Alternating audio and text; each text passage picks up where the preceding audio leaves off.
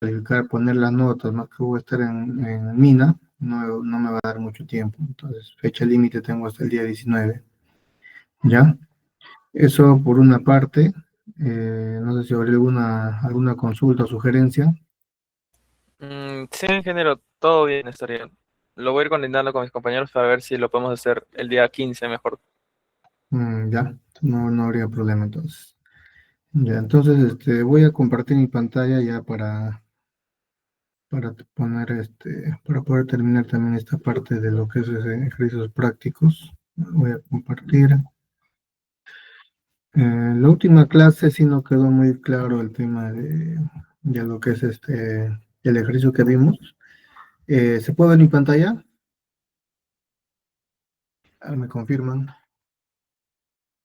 Sí se logra ver, ingeniero. Ya.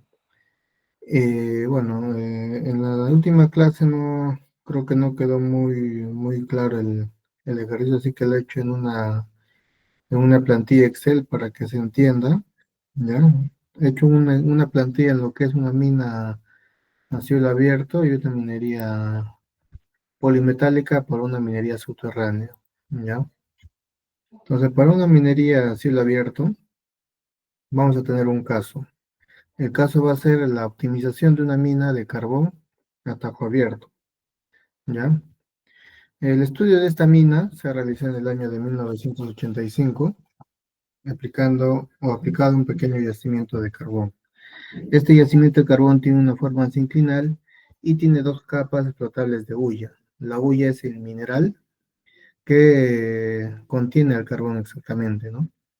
Entonces, el estudio debe definir la explotación óptima a tajo abierto del yacimiento, para luego yo tener que programar su explotación temporal mediante una planificación a detalle, de acuerdo con un programa de producción ya preestablecido.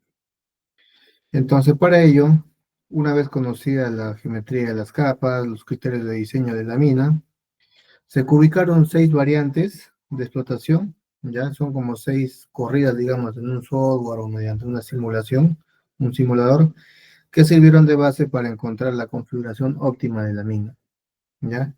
Entonces, el paso a paso del cálculo de optimización fue el siguiente.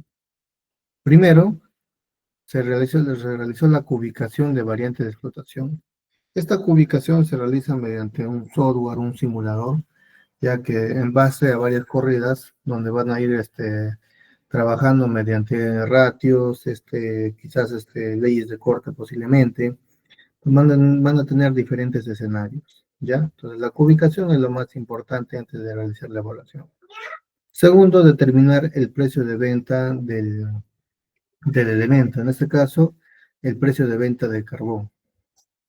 Ya una vez que tengo el precio de venta, yo puedo determinar los ingresos o beneficios que yo voy a obtener de la venta o la explotación de este mineral. Para calcular el beneficio en sí, tengo que estimar los costos, ¿ya? La estimación de costos es prácticamente una especialidad muy aparte, pero acá vamos a verlo en algo resumido para hacer una evaluación a detalle. Y finalmente realizar un cálculo de rentabilidad.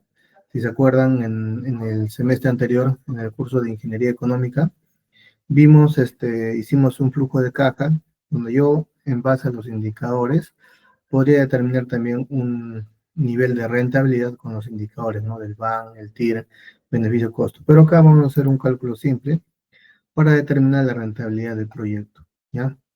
Entonces, el primer paso, que es la cubicación de variantes, ¿ya? Yo he tenido 6 simulaciones, 6 variantes, como dice, y en cada variante he tenido una determinada reserva o cantidad de reserva de mineral, ¿ya? Entonces, por ejemplo, en el caso de minería a tajo abierto, el principal parámetro es el análisis geotécnico. Seguramente cuando lleven su curso de método de explotación en minería a tajo abierto, van a ver un parámetro importante que es el ángulo y altura del talud. El ángulo y la altura del talud básicamente son parámetros técnicos, en este caso geotécnicos, que hace el especialista, ya de acuerdo a la calidad del macizo rocoso, del suelo en sí, que nos va a ayudar a determinar una estabilidad permanente para la explotación del mineral, ¿ya? Entonces, en base a las 6 simulaciones, he obtenido la siguiente cantidad de reservas en toneladas de carbón, ¿ya?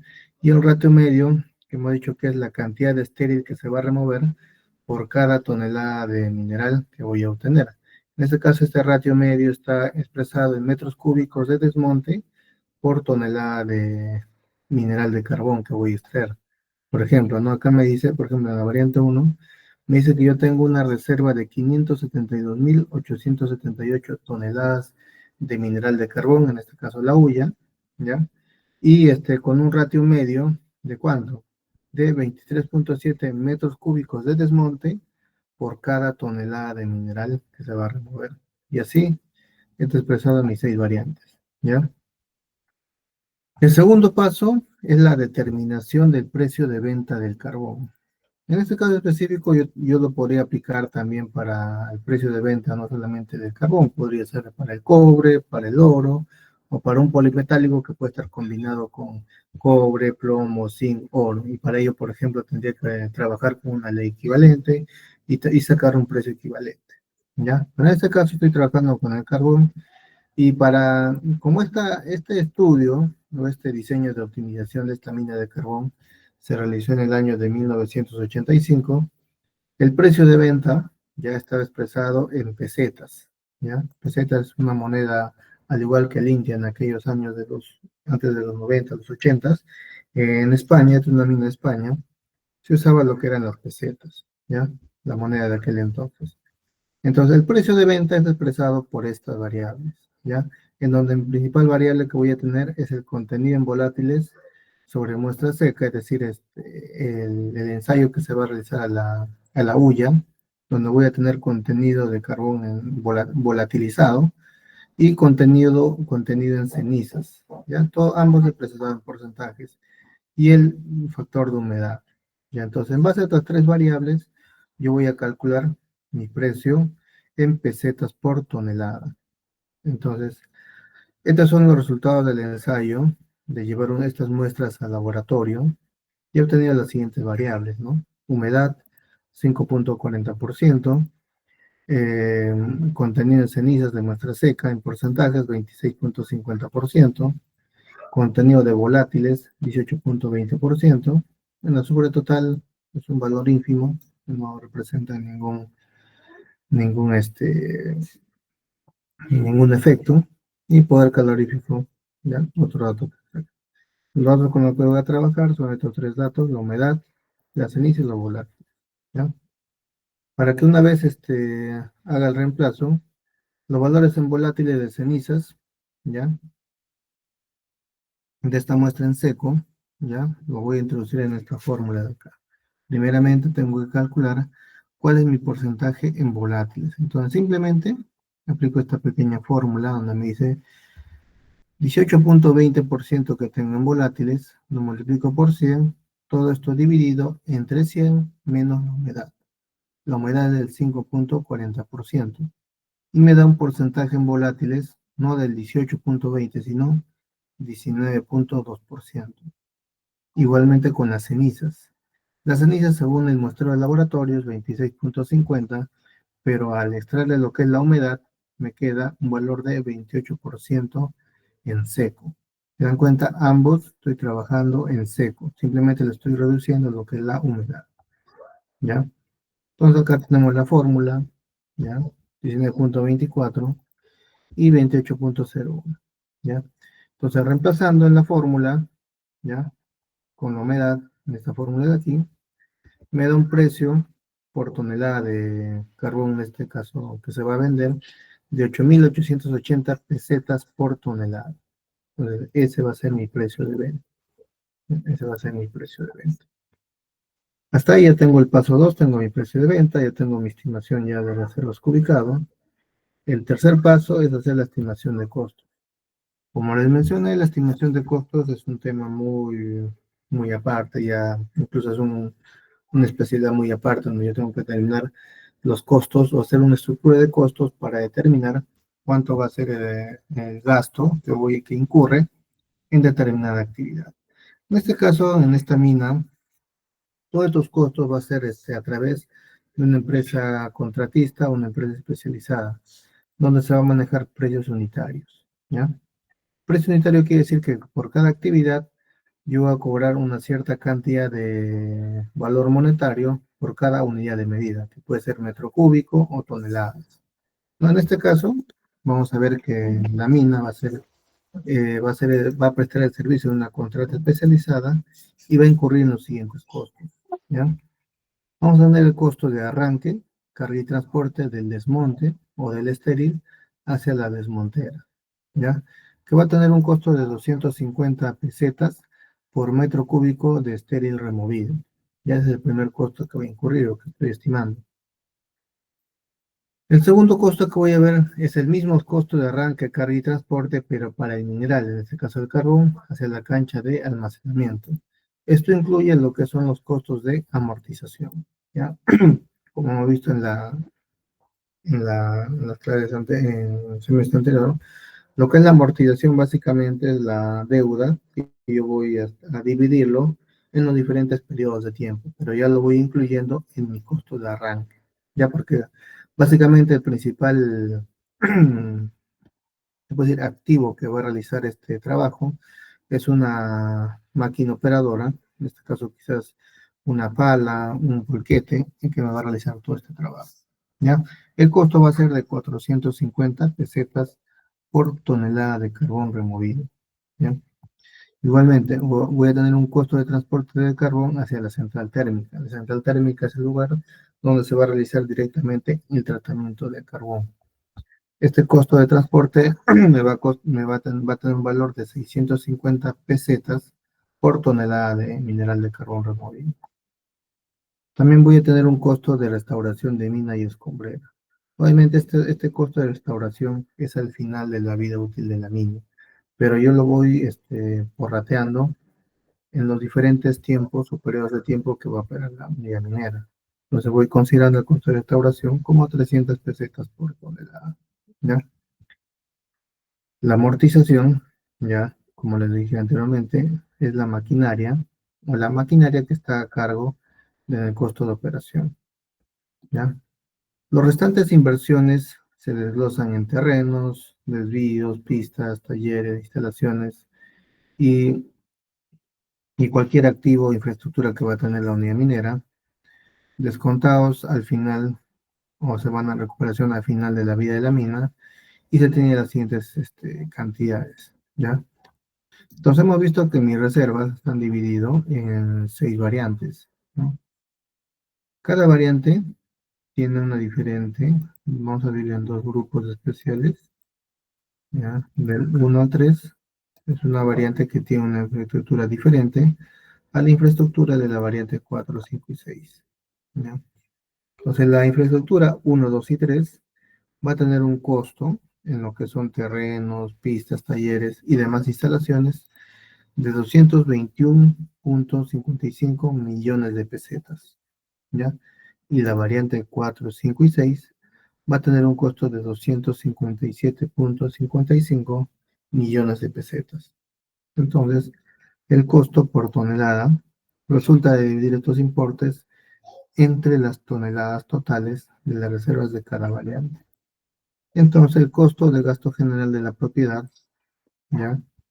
En este caso la propiedad, en este caso la superficie o el terreno superficial, ha tenido un costo de 200 pesetas por tonelada de materia que se va a extraer. Seguramente este costo de propiedad es lo que se paga un derecho al Estado y seguramente un derecho hacia un tercero, una comunidad cercana existente dentro de las instalaciones de la unidad minera. Por eso que es un costo que lo estamos convirtiendo en precio unitario por cada tonelada de mineral removido, ¿ya? Entonces, como le dije, la estimación de costos es básicamente una especie de aparte, pero acá estamos haciendo una pequeña estimación y viendo que las principales actividades de remoción o actividad que incurren en un gasto principal en lo que es la minería está cubierto es el costo de arranque. Arranque se refiere a la perforación y volado del estéril y lo que es la carga y transporte hacia la desmontera o hacia las canchas de mineral o central térmica,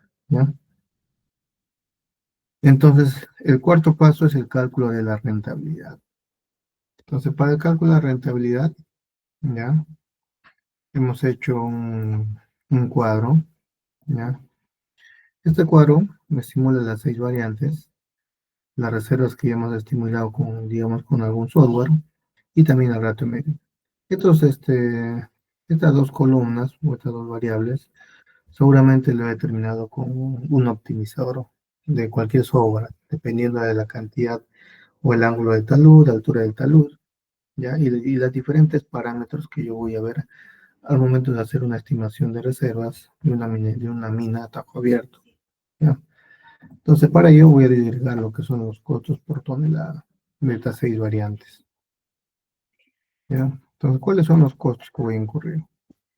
A ver, el costo del transporte de carbón, ya que hemos dicho que es de 450 pesetas por tonelada, ¿ya? En los 6 variantes va a ser el mismo costo. El costo de transporte igualmente. El costo, el costo de transporte, ¿ya? 650, ¿ya? De lo que es la trasladar el carbón hacia la central térmica. Creo que alguien tiene encendido su audio. A ver, Cristian Fernando Velarde. Silencio. Cuidado con con el micro, ya. Ahora continuemos. Ya, costo de transporte y costo de restauración, ya que era costo de restauración de la mina y la escombrera o la desmontera, donde se acumula el desmonte de 300 pesetas por tonelada.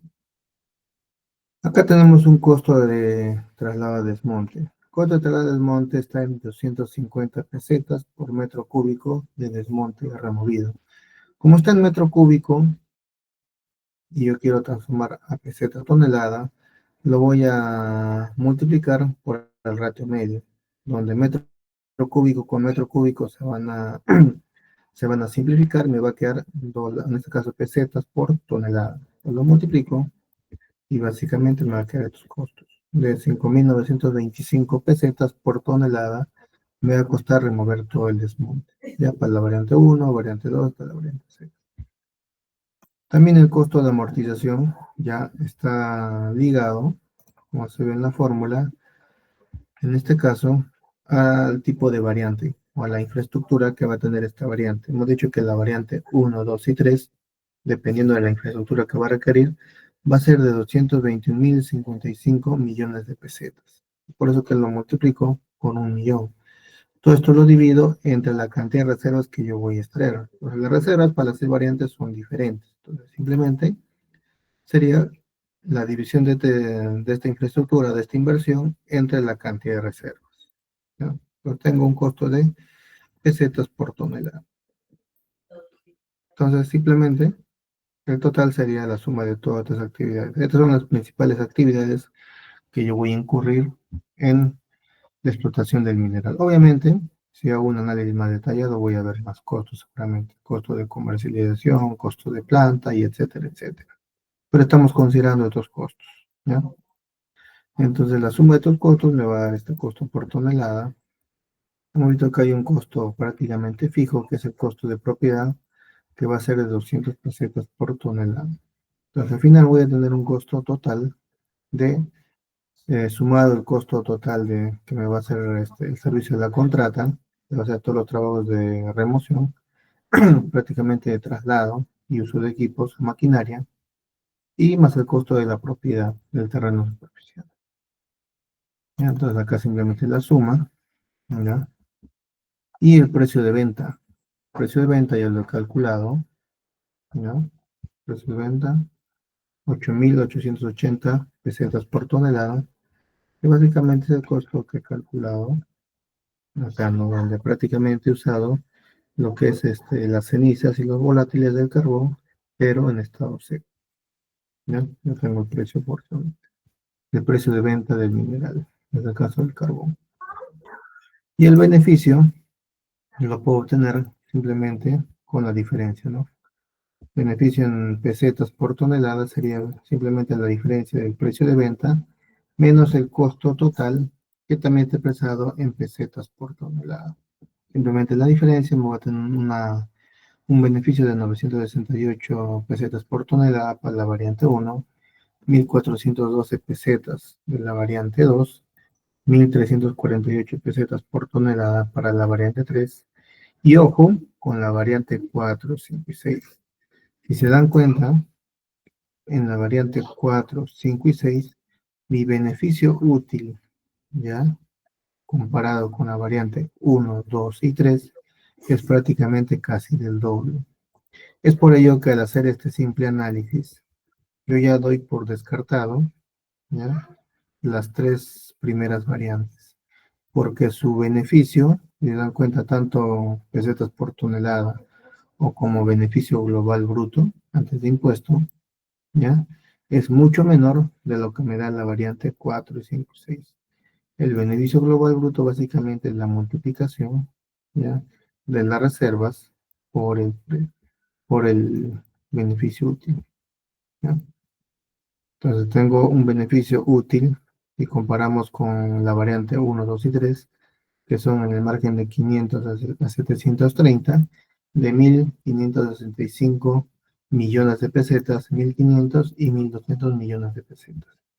Entonces, ya doy por descartado estas tres primeras variantes. Entonces, la pregunta sería, ¿cuál de estas tres variantes, 4 y 5, 6, me va a dar el mayor beneficio o rentabilidad? A simple vista yo podría ver que la variante 4, ¿ya?, me va a dar la mayor rentabilidad porque tiene el mejor beneficio en pesetas por tonelada y el mayor margen en beneficio global bruto, en millones de pesetas. Pero igual tengo que hacer un análisis. Entonces, el análisis que yo he realizado, ya, primeramente, es hacer un gráfico de reservas. Entonces, este gráfico de reservas, básicamente, he transformado lo que son las reservas, lo dividí entre 1.000, ya para trabajar en una escala de menor tamaño, en una escala de 420.000 toneladas de reservas a 700.000 toneladas de reservas, donde he visto que la variante 4, 5 y 6 tienen el siguiente orden de beneficio en millones de pesetas. Se puede ver que la variante 4 tiene un mayor margen. Pero si se dan cuenta, yo a medida que reduzco mis reservas, ya puedo tener un margen mucho mayor con menor cantidad de reservas explotables. No son, porque el margen 4 ya está con 633.000 toneladas de reservas. Pero yo con un margen menor de reservas puedo tener incluso un mayor margen de beneficio bruto. Entonces, para ello, el siguiente análisis que tengo que hacer es con el ratio medio, ¿ya? Con el ratio medio, yo tengo la siguiente gráfica, donde igual, en el eje de las X trabajo con las reservas, ya, y en el eje Y, mi ratio medio. En el ratio medio, ya, de estas tres últimas variantes, yo tengo simplemente las mismas ratios con los que he simulado o he trabajado, ¿ya? Y veo que se genera la siguiente gráfica: la variante 4, la variante 5 y la variante 6. Entonces me crea una gráfica, una línea de tendencia como se ve acá. Y esta es una línea de tendencia de un modelo politómico o polinomial, donde si yo aplico en el Excel la línea de tendencia, se ajusta. Vamos a ver acá. Formato de línea de tendencia es una línea de tendencia polinómica de grado 2, ¿ya?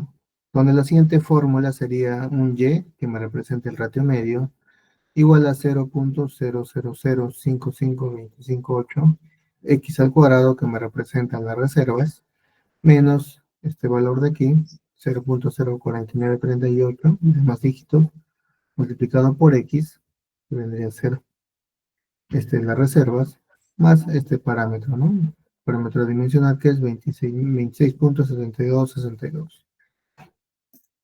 Entonces, si me doy cuenta con este gráfico de ratio medio, a medida, ya, que yo incremento mis reservas, también mi ratio medio de desmonte se va a incrementar.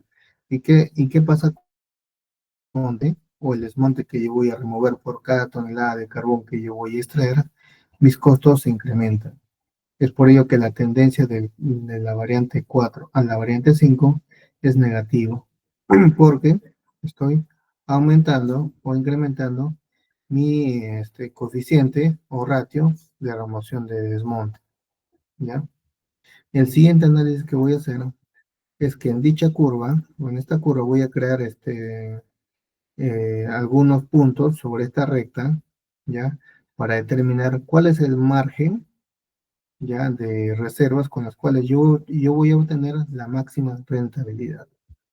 Entonces voy a aplicar esta fórmula básica, que es el beneficio global bruto, que básicamente es igual al precio de venta del mineral, ya lo tengo calculado que es 8.880 pesetas por tonelada, multiplicado por las reservas, todo esto restado con todos los costos que hemos visto, costos de arranque, transporte, ¿ya?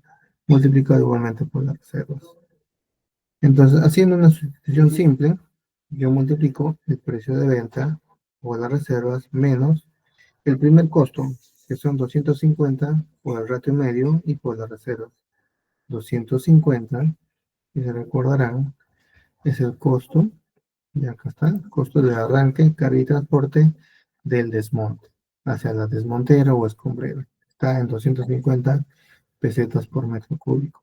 Como está por metro cúbico, lo tengo que multiplicar por el ratio medio, que es 15.85 metros cúbicos por tonelada y por las toneladas totales que me da. En este caso, mis 5 puntos que yo voy a adicionar en esta gráfica van a ser las variantes A, B, C, D y E en las escalas de reservas de 500, 540, 580 mil, 600 mil, 650 mil, que van a estar sobre esta recta.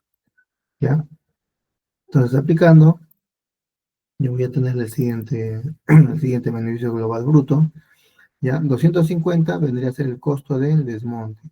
Ahora, menos los 1.600 que veo acá, vendría a ser el costo de la extracción del mineral, en este caso el carbón.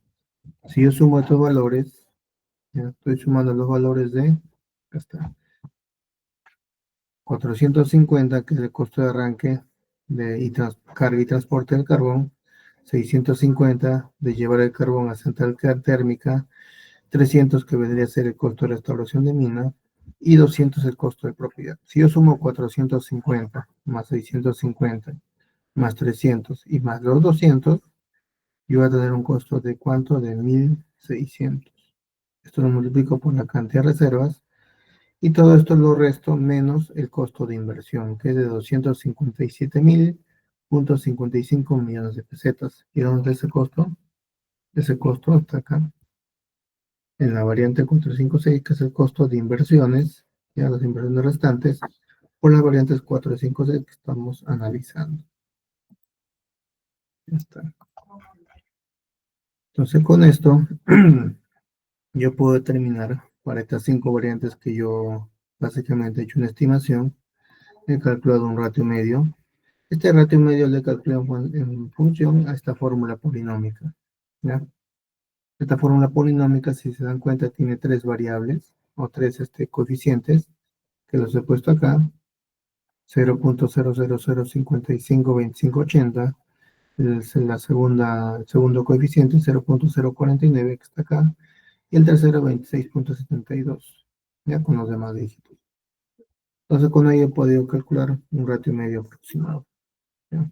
Y he podido calcular en base a ese ratio medio el beneficio global bruto. Entonces mi beneficio global bruto me va a entregar el siguiente gráfico, ¿ya? Que va a estar prácticamente anexada entre la variante 6, 4 y 5. Entonces, si yo hago mi gráfica de beneficio bruto, ¿ya? Hago mi gráfica de beneficio bruto, ¿ya? Como se ve acá, yo me puedo dar cuenta que entre la variante C y la variante E, yo puedo encontrar la máxima rentabilidad. Entonces, tengo un margen de reservas de 580.000 toneladas a 660.000 toneladas, ¿ya? De poder obtener el mayor margen de beneficio bruto. Entonces, mi simulación o mi estimación tiene que estar dentro de este rango. Entonces, cuando me pregunten o cuando haga mi estimación, en base a seguramente a más criterios económicos y detalles técnicos, yo voy a tener que aproximar mi estimación en este rango de valores que me va a dar el mayor beneficio bruto, ¿ya? Para ello, pues se dan cuenta, por eso es importante trabajar con el ratio medio y tratar de aproximar o estimar valores que estén cercanos a mi variante, en este caso la variante 4, que es que parecía que me daba la mayor o el mayor margen, pero hemos visto que adicionando más variantes, puedo tener un margen mucho mayor y poder tomar una mejor decisión con respecto al beneficio o la rentabilidad que me va a generar mi simulación, ¿ya? Entonces, eso vendría a ser el primer ejercicio con respecto al beneficio. Esta plantilla, ya se lo voy a hacer, se lo voy a enviar a los delegados para que ustedes lo analicen, lo revisen, ¿ya? Como son ejemplos prácticos, ya que no solamente les va a servir para este curso, sino para cualquier simulación que vean, donde básicamente la principal variante que han visto de acá es lo que ustedes han calculado, las reservas. Y si hubiéramos hecho una simulación, un trabajo de investigación por una minería a tajo abierto, seguramente este dato también tenían que calcularlo, lo que es el ratio medio, que es la cantidad de desmonte que se va a tener que remover por cada tonelada de mineral que yo voy a extraer. Y los costos son costos que se estiman, ¿no? Básicamente, ¿ya? Y con ello yo puedo determinar el margen de beneficio que yo puedo obtener, ¿ya? Eso vendría a ser con respecto al caso de una mina a tajo abierto. ¿Ya? Esto se puede aplicar, ¿ya? A cualquier tipo de yacimiento, sea un yacimiento de cobre, de oro, de plata, incluso un polimetálico. Tendría que trabajar tanto con un precio equivalente y una ley equivalente, que sería la única diferencia con respecto a esa plantilla, ¿ya? Entonces pasamos al segundo caso. Ya, este es el segundo caso. El segundo caso es la cubicación de un yacimiento polimetálico que vamos a explotar mediante el método de una minería subterránea, ¿ya? Entonces, el objetivo del estudio que se presenta consiste en la evaluación de reservas de una masa polimetálica, ¿ya? Explotable exclusivamente por minería subterránea, dada su profundidad, ¿ya?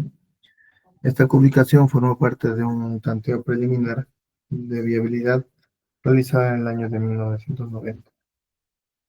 La masa estudiada estaba formada por sulfuros complejos conteniendo cobre, zinc, plomo y oro y plata. Tengo ahí 5 metales y pirita más. Pirita es el mineral que engloba todos estos metales. En ella pudieron diferenciarse dos niveles mineralizados de importancia desigual, denominados A y B, nivel A y nivel B. El nivel A está enriquecido con zinc y plomo, donde tiene una ley equivalente o conjunta que supera el 3%. Y el nivel B, que es un nivel más profundo, que contiene normalmente por encima del 1% de cobre. Entonces, para hacer la evaluación de reservas, tengo que seguir estos 6 pasos. Primero, definir una ley en cobre equivalente, ya que estoy trabajando con varios metales, ¿ya? Definir también una ley de corte, ya esto está en función básicamente en los costos, ya esto prácticamente es un cálculo aparte. Esta ley mínima se aplicó a los tramos de los sondeos, desechando aquellos que no llegaban a este valor. Entonces, yo he trabajado en este caso, en este ejemplo, con 17 sondeos, pero de esos 17 he descartado algunos que básicamente no cumplían con la mínima ley de corte. Adicionalmente, se aplicó un criterio de potencia mínima explotable. El cuarto paso es, se calcularon las potencias y leyes medias de cada tramo mineralizado. ¿Ya? Cuando hacemos las leyes medias, en este caso mi estimador o mi parámetro que me va a ayudar a ponderar las leyes van a ser las potencias, ¿ya? En cada tramo que se realizó el sondeo. El quinto paso se delimita el área de influencia de los sondeos. En este caso, delimitar los sondeos que tienen un margen que estén por encima de la ley de corte. y evaluar lo que son las reservas y la ley media de todo el yacimiento en general, tanto el nivel A como el nivel B. Entonces, como les mencioné, como dato de partida, se disponía de 17 sondeos ya de investigación, muestreados y analizados para los metales presentes en la masa polimetálica. Entonces, primeramente, tengo que realizar el cálculo de la ley equivalente en cobre. Entonces, las cotizaciones de los metales beneficiables en el yacimiento fueron los siguientes durante el primer trimestre de 1990. En promedio, según las cotizaciones del mercado de minerales de Londres.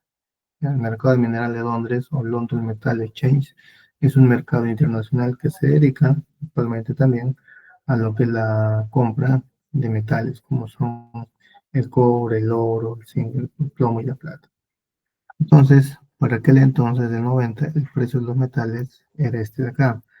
El cobre estaba valorizado a 1.479.75 libras esterlinas por tonelada, el zinc 863.49 libras esterlinas por tonelada, el plomo 513.11 libras esterlinas por tonelada y el oro en su precio internacional de 406.77 dólares la onza, donde la onza es una onza Troy, una unidad inglesa que está, que la conversión es igual a 31.1035 gramos, ¿ya? Entonces, para aquel entonces los cambios monetarios durante ese primer trimestre, o ese mismo trimestre, fueron de cuánto. Una libra esterlina equivalía a 181.08 pesetas y un dólar equivalía a 109.24 pesetas. Entonces, los precios unitarios de los metales que resultaron se indican a continuación. Entonces, yo simplemente con estos dos datos, el precio y el cambio monetario, yo tenía un precio multiplicando estas 1.479.75 libras multiplicado por el valor de libras esterlinas en pesetas, lo multiplico y voy a tener un valor de 267.953 pesetas por tonelada de mineral que yo voy a tener en cobre. Igualmente para el zinc, para el plomo y el oro. En este caso el oro lo divido entre 31.1035 ya que voy a tener el valor en pesetas por gramo. Entonces acá tengo los precios unitarios ya expresado en toneladas, ¿ya? En diferencia del oro que está expresado en gramos. Entonces para ello también tengo que tener cuál va a ser la recuperación de los metales para, para cada tipo de metal. Entonces, para yo tener este dato, se tomaron de minas vecinas en funcionamiento, un dato de 1989. Como les dije, cuando hagan ustedes también trabajos de investigación que requieren de hacer una estimación, tomen como referencia siempre las minas que estén contiguas alrededor de una minera donde ustedes trabajan o simplemente donde esté cercano ya a las operaciones de la unidad minera. ¿Ya? Entonces, para ese entonces yo tengo una recuperación metalúrgica de cobre del 53%, del zinc 83%, del plomo del 40% y el oro 70%. Entonces, a partir de esto yo puedo calcular una ley equivalente en cobre, ¿ya? Con estos datos. Entonces, yo voy a trabajar, ¿ya? En este caso para mi ley en cobre, voy a tener la misma cantidad de recuperación metalúrgica, 53%, multiplicado por la ley en cobre. En zinc voy a sacar un tanto por ciento también, ¿ya? Donde voy a tener en el numerador el contenido o el precio del zinc dividido entre el precio en cobre, ¿ya? Multiplicado, ¿ya? Por la recuperación metalúrgica, que es 83%. Al final voy a tener un contenido en cobre de 0.484, ¿ya? Multiplicado por la ley en zinc. En el caso del plomo igualmente, voy a dividir el precio del plomo entre el precio del cobre multiplicado por la recuperación metalúrgica voy a tener una recuperación promedio ponderado de 0.139% multiplicado por la ley de plomo. Y para el oro, igualmente, voy a dividir el precio del oro entre el precio del cobre, ¿ya? Multiplicado por la recuperación metalúrgica expresada en porcentaje. Voy a tener una recuperación promedio de 0.373 multiplicado por la ley de oro en gramos por tonelada. Entonces, al final voy a tener esta ecuación para mi ley equivalente. Entonces, para cualquier ley equivalente que voy a tener de cobre, de zinc, de plomo y de oro, voy a aplicar esta fórmula, ya una fórmula polinómica, y voy a tener una ley equivalente. Entonces, mi segundo paso, el primer paso, ya calculé una ley, ya tengo la fórmula para calcular la ley equivalente en cobre. ¿Ya? El segundo paso es tener los criterios de selectividad. En este caso, la ley de corte. La ley de corte que se ha estimado para aquella mina es de 1.3% de cobre equivalente. Entonces, todo metal que esté por encima de 1.3% equivalente en cobre va a ser mi primer filtro. El segundo filtro es la potencia mínima explotable de 4 metros. Esa va a ser la potencia mínima que yo voy a tener que explotar para mi yacimiento. Pero acá se dice que se consideran tramos que siendo menores de 4 metros, es decir, que rompía con la segunda regla, pero que tenían una ley mayor del 1.3%, aún minando en estéril, a dichos 4 metros o múltiplo de 4 metros. ¿Ya? Ya tengo claro mis criterios de selectividad, más que todo la ley de corte. ¿Ya? El cálculo de potencias y leyes. Entonces, hemos aplicado para este estudio 17 sondeos y se concluyó que con tan solo 9 de ellos contenían tramos explotables. De estos 9 hemos verificado que los 9 sondeos están por encima de una ley de corte equivalente a 1.3%. Y es por eso que se ha descartado los restantes 8. La definición del campo explotable se realizó trazando en planta la superficie envolvente de los sondeos mineralizados. La superficie real del yacimiento, medida con planímetro, es de 101.200 metros cuadrados. Esa vendría a ser la superficie real del yacimiento, expresado en metros cuadrados. Los tramos explotables de los niveles mineralizados A y B, deducidos de los sondeos, se muestran en las tablas 6.13 y 6.14, que son las leyes metálicas del nivel A y del nivel B, indicándose las leyes unitarias en los distintos metales, la ley en cobre equivalente y sus potencias. Entonces, este dato lo tengo de los sondeos. Tengo la ley del cobre, tengo la ley del zinc, la ley del plomo y la ley del oro. Y con la fórmula que tengo acá arriba, que acabo de estimarlo, esta fórmula de ley equivalente, hago el cálculo de la ley equivalente para cada sondeo. Para cada sondeo aplico la ley equivalente. Donde si se dan cuenta, mis 9 taladros, los 9 taladros están por encima de la ley de corte 1.3. Igualmente para el nivel B, he cogido solamente 3 taladros que estén por encima de la ley de corte, con la ley equivalente. Entonces, para este primer nivel A, he calculado un parámetro de 2.52% de ley media de cobre, ¿ya? Y para el nivel B, una ley de 1.80% de ley de cobre. Obviamente las potencias de cada sondeo lo tengo acá, ¿ya? Este es un factor ponderador que he estimado, igualmente aquí. ¿Y cuál vendría a ser la ley media de estas dos zonas? Simplemente aplico la ley media, que vendría a ser la sumatoria de las leyes por las potencias, dividido entre la sumatoria de potencias, que me da un valor de 2.45. Multiplicado básicamente esta ley 2.52 por 3.36 más 1.80 por 38. Todo esto dividido entre la sumatoria de 336 más 38. Ese valor me ha dado 2.45. ¿No? O sea, acá 2 puntos, en este caso la ley media 2.45, 45% con una desviación típica ya de 0.468%, ¿Cómo hago para calcular la desviación típica? Normalmente Excel tiene una fórmula que es desviación estadística.m y pongo el rango del conjunto de datos y me calcula una desviación típica aproximada, en este caso de 0.49 y 0.162, 0.49 y 0.30, bueno, 0.132, casi por ahí. O sea, para calcular hay bastantes fórmulas, es un método fácil. También pueden calcularlo con el método que hemos visto, bueno, que han visto seguramente en su curso de estadística, para calcular la desviación típica para un conjunto de datos de muestreo. ¿Ya? Entonces, una vez que yo tengo ya mi ley media, ¿ya?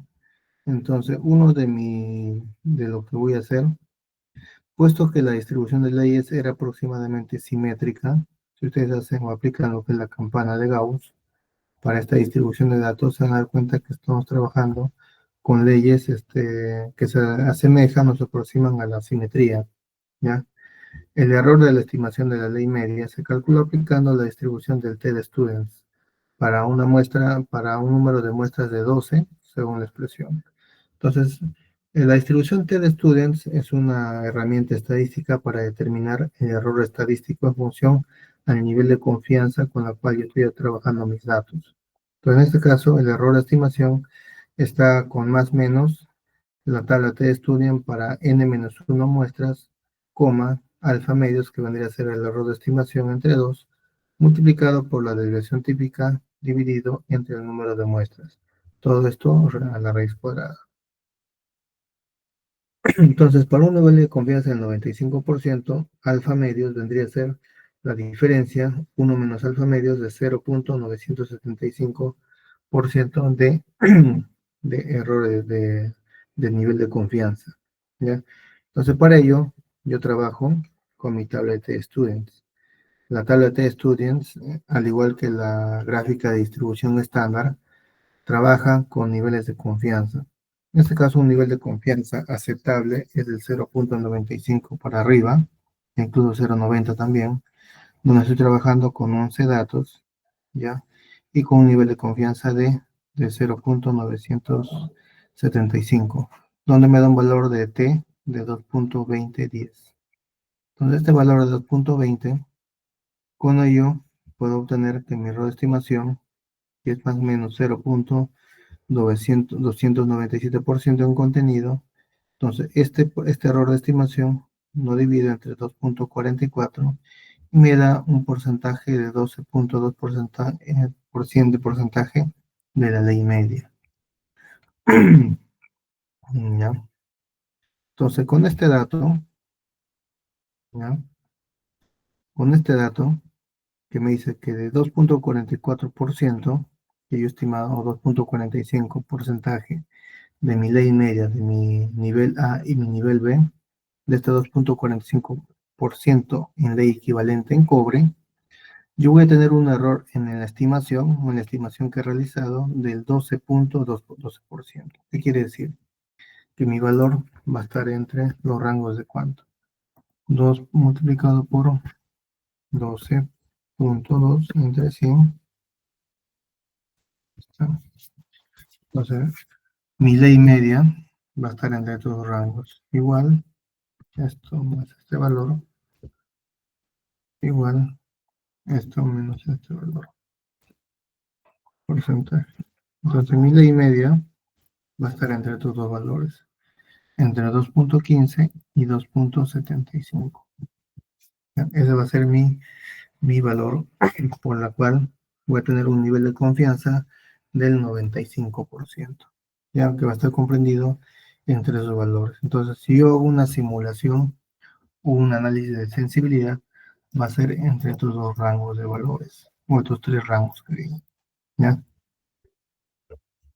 Una vez que tengo este dato ya prefijado como mi ley media, puedo hacer el cálculo de las reservas. Entonces, ¿cómo hago el cálculo de reservas?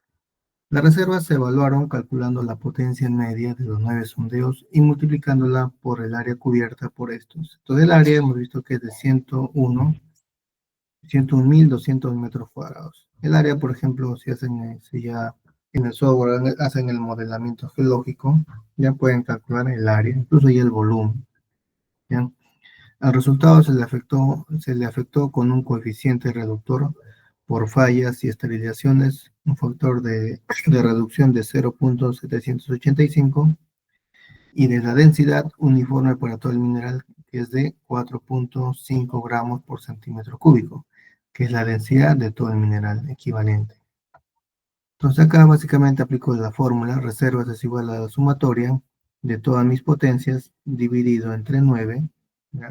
Dividido entre 9 multiplicado, esto básicamente me da la potencia promedio dividida entre 9, multiplicado por 101.200 metros cuadrados, multiplicando potencia por el área me da un volumen ya en metros cúbicos, y lo multiplico por el factor de reducción de 0.785, que es una pérdida por fallas y esterilizaciones, y esto lo multiplico por 4.5, que vendría a ser la densidad.